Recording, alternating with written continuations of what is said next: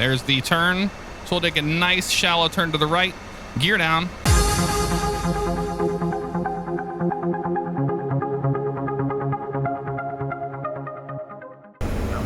So there's 71. Now we can pick up the 067. Sorry, 06. I just had it up on here. The 066 now, radial. So we'll go 066, and now we'll switch over to the Graham VOR. We're going to flip over to it, which is going to be on 111.6. So let's do that.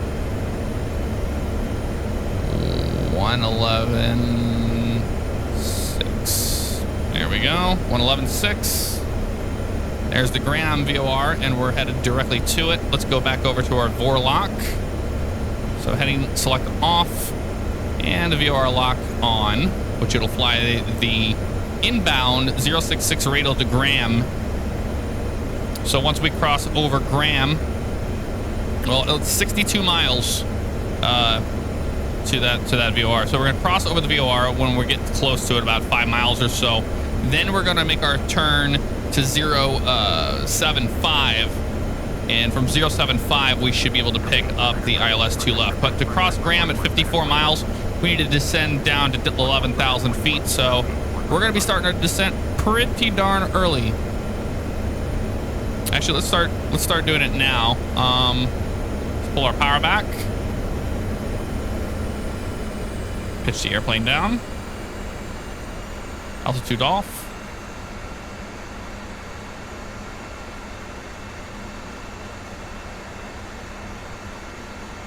So we just kind of went up there to 230 and burned a little bit and then came back down. I thought we were going to get up there a lot earlier than that, but we didn't, so it's not a big deal. Yep, one to go to 230. We're over that, I know. Let's descend down to 11,000 feet so we can try to hit 11,000 over Graham. That is what we need to do. 11,000 feet on our altitude alerter. And we're about 2,000 feet per minute on a descent. Let's do 2,200. So down just a couple more bumps. Maybe one more bump down, like so. There we go. We went about 200. And we're going to add our power back in. We don't need to be at 250 knots, but it's nothing wrong with being slower. Gives us more time to get what we want to get done.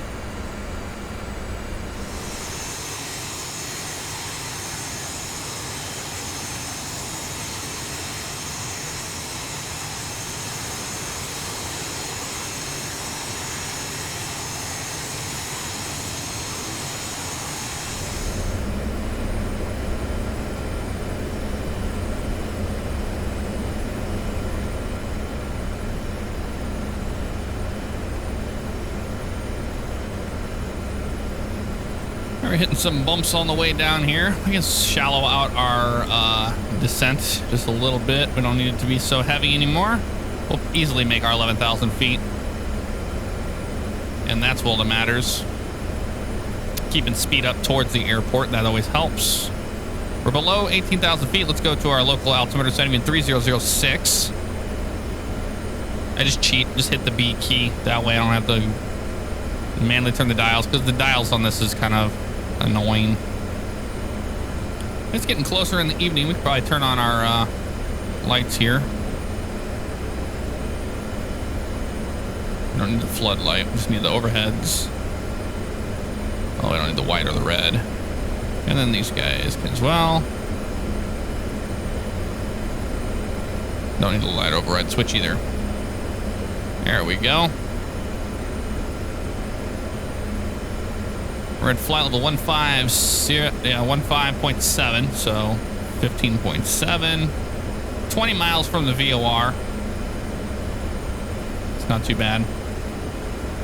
Once we get about 10 miles, we're going to switch over to heading hold. That way the plane doesn't start trying to chase the needle as we get closer to the VOR.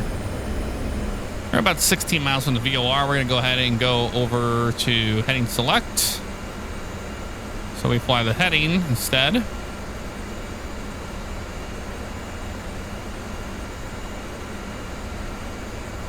And as we get closer, we're going to get ready for our turn to 075 outbound.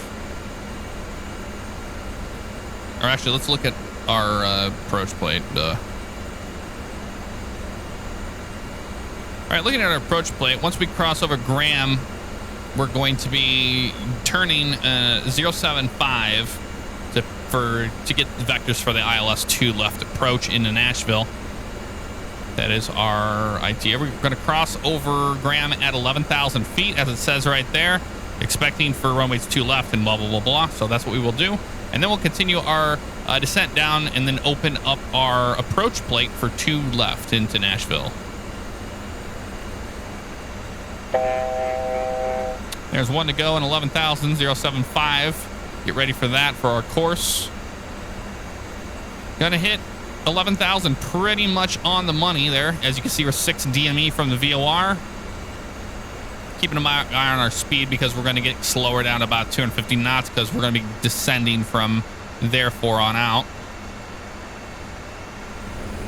Alrighty, we have crossed over the Graham VOR and just waiting for the DME to get a little further away so we can pick up the needle. So we're going to go ahead and start our turn to the right now so we can try to intercept the heading of 075 outbound radial from Graham. And then we're going to look at we're going to pull up our 2 left approach, ILS approach, and have a look at our fixes we need to look at. And opening it up, we can see we've got quite a few of them. We've got to fly out to Fids intersection. And Fids is going to be at 4,000 feet. So we start our descent down to the final approach fix at Dobbs at 2,500 feet from 4,000. And that's a 021 degree down to 3,000 feet, so on and so forth. And we'll pick up the localizer from there. So we're still going to be on a radial of 075 and pick it up from there. Here we go. We're picking up the outbound radial now from the Graham VOR, which is good. So let's go ahead and start a descend down to 4,000, but we can do it really, really, really slowly. Keep an eye on our speed, 250 knots, below 10,000 feet. Pull our power back.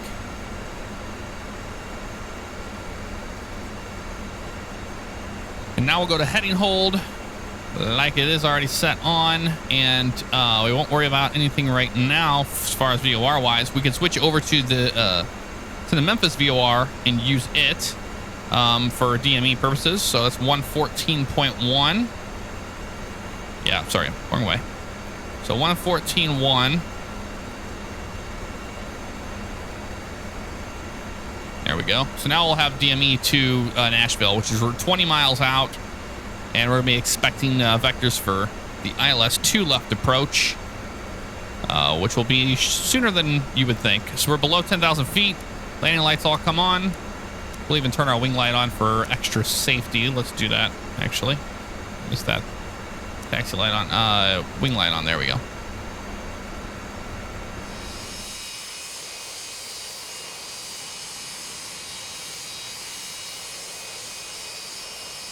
All right, so we've looked at our DME. We know we're 18 miles out. Let's go ahead and dial in the ILS 1099 and approach course is 021. So 1099. 109.9er.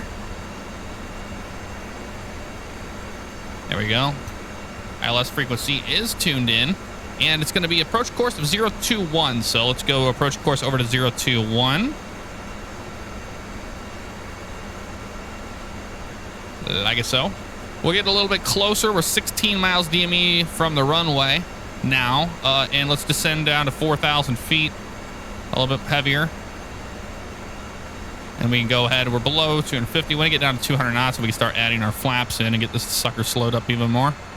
All right, we're going to turn to heading now 180 for spacing of any other traffic out there. I haven't seen any on the flight line so far, but I want to double check and make sure we're good to go. And we're going to descend down to 4,000 feet.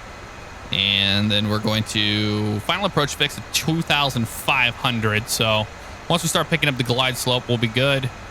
I just want to double check and make sure that we're going to be good for spacing. I haven't seen any other airplanes, but we want to square up our approach and make it good. All right, so for what I have seen so far, I haven't seen any of their airplanes out here. We should be able to pick their nav lights up if they were out here on approach. I know you wouldn't normally have to do that, but in this case, we don't run ATC with that Microsoft Flight Simulator, so we have to kind of do traffic avoidance on our own, so that kind of sucks. But we're kind of picking up the glide slope now. We're going to descend to 4,000 feet, and then we'll pick it up from there. So it will show us under the glide slope, but that's to be expected as we're going to pick up the ILS for 2 left. All right, so we're picking up the glide slope now. Now we can just go ahead and intercept the ILS. So let's go to a heading about here. There we go. Oh, no, you don't. About heading 350 or so to pick up the ILS. We're at 4,000 feet, so we're good on the glide slope. All right, I'm going to go ahead and take control of the airplane now. It's 4,000 feet. Autopilot is disconnected. We will be flying it by hand as usual. It is a 727. That's what it's all about, right? And waiting to pick up the... we're good on the glide slope right now. We can go ahead and go flaps 15. And once we pick up the glide slope perfect, we'll go gear down. And then we will manually fly the ILS onto runway 2 left. There's the turn. So we'll take a nice shallow turn to the right. Gear down. And we will grab the localizer for 2 left, like so. There it is. Still maintaining the glide slope here. And we're going to shoot for about 140 knots for a final. Once we get down to 2,500 feet, we'll go from there. So let's maintain our glide slope here. Trimming the airplane where I want it. Watching the localizer as well.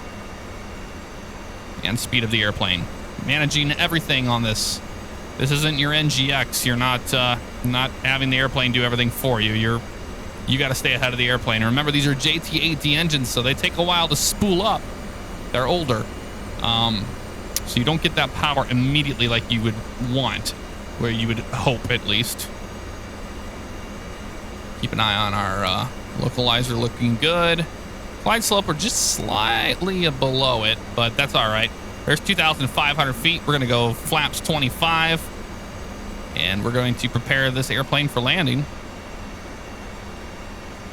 In the long run. Outer marker. That's checked. A little more to the left. A little higher up. There it is.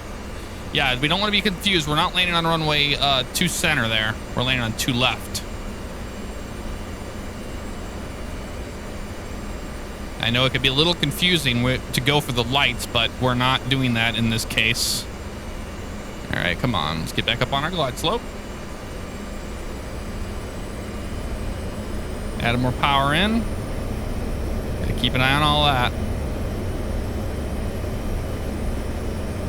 Still hand flying it. ILS is looking good. Glide slope is looking good. I mean, it's okay to be a slight tad under it, but we want to get on it. Perfection is best, right? There we are. VRF is looking good. Flaps 25 is set. We're going to maintain our pitch because we don't want to balloon the airplane and we don't want to get... We got to watch our speed. We don't want to lose too much speed to where we want to start adding power at the end. That helps balloon the plane as well. Nice, easy approach inward. Like so.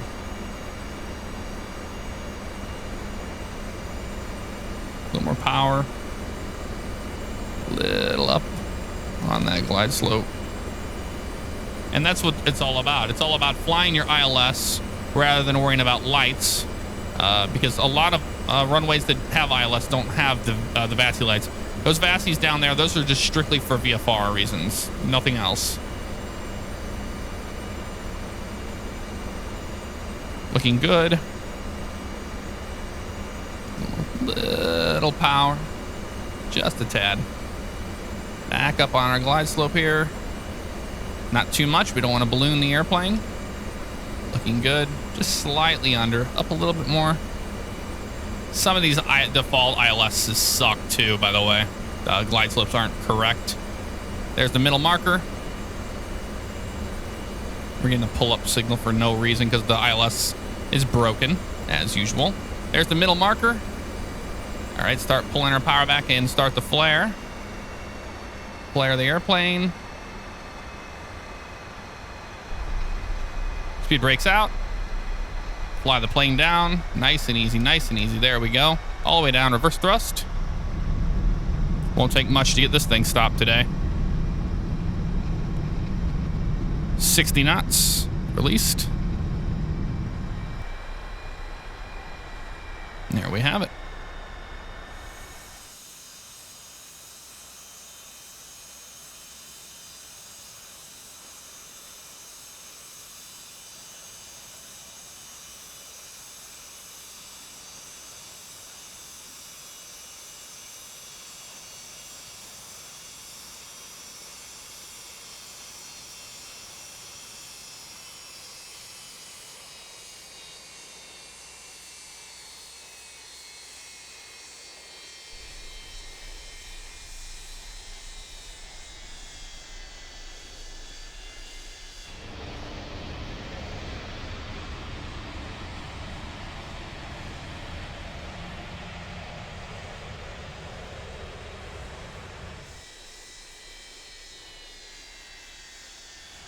All right, we're gonna make a left on Lima.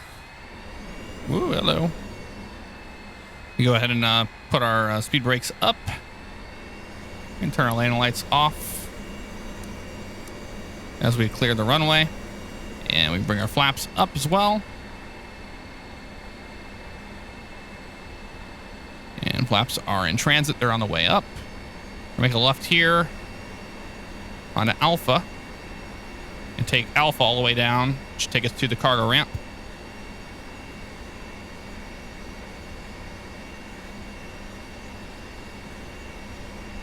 We can keep an eye on here. Turn our wing lights off. Don't need that on anymore.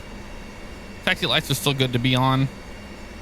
And we'll get this thing lined up and we'll start our APU up. First things first, we can turn our floodlight on now. Like so. And taxi in. And let's start our APU. APU, start.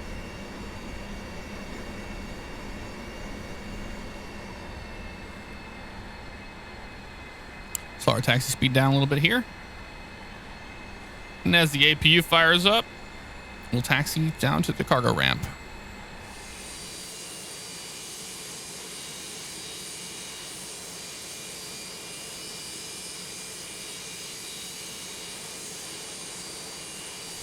All right, so let's go over here and put our APU is good there. Let's put it on bus. APU on bus. Central power is APU.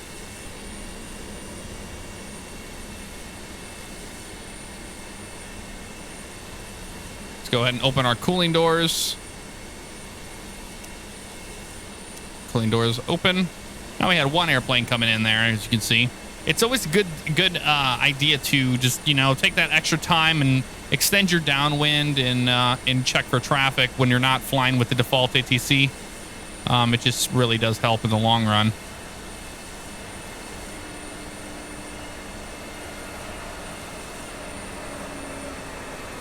All right, we're going to spin into here. At the cargo ramp, and we're gonna take the one all the way to the left. Don't think we're gonna be able to fit next to that 7.5, so we'll have to find a spot. Probably gonna be in between the two. Yep. Sure, UPS would love that. But we are just doing a charter flight for them. Actually, if we have room on the right, we could do it over there, but we don't.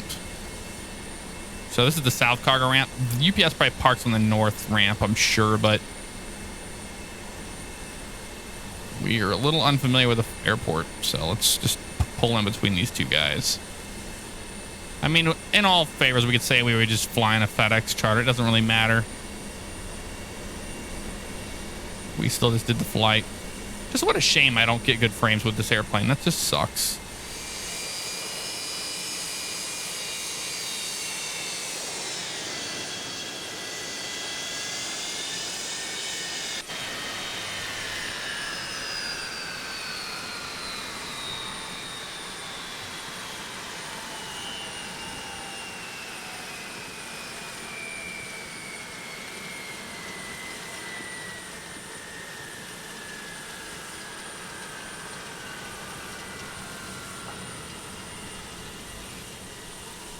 All right, engines are shut down.